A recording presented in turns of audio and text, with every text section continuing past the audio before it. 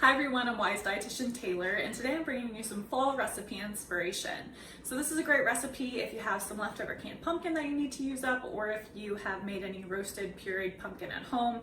But today we're going to be making pumpkin pecan muffins. So for this recipe, we're going to start off by mixing together our dry ingredients. My first dry ingredient is 2 cups of white whole wheat flour.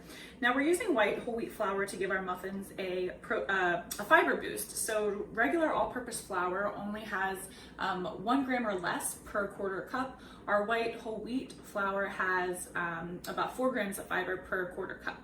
So just a nice way to give it a fiber boost without really changing the texture of our baked goods. My next ingredient here is 1/4 teaspoon of salt. Then I have 2 teaspoons of baking powder, 1 teaspoon of baking soda, and then a tablespoon of our pumpkin pie spice. And now we're just going to go ahead and whisk this all together.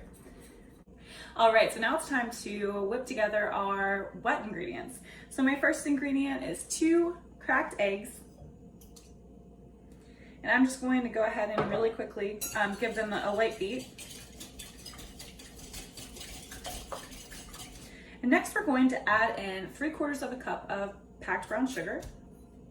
We're going to add in 1/3 cup of milk, 3/4 cup of canned pumpkin,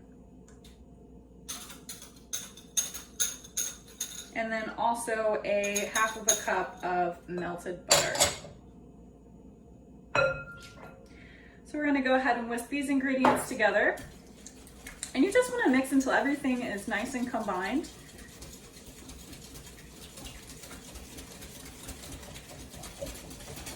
Until everything's about the same nice orange color that we have in the bowl here. So you have something that looks like that. And then it's time to bring back our dry ingredients. So we're going to go ahead and add our dry ingredients into our wet ingredients here.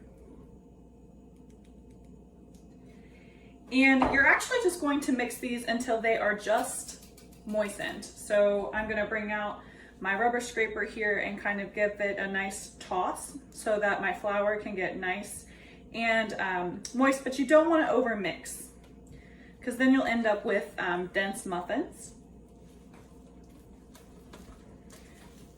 So it should be something kind of similar to what pancake mix would look like. So some clumps are okay.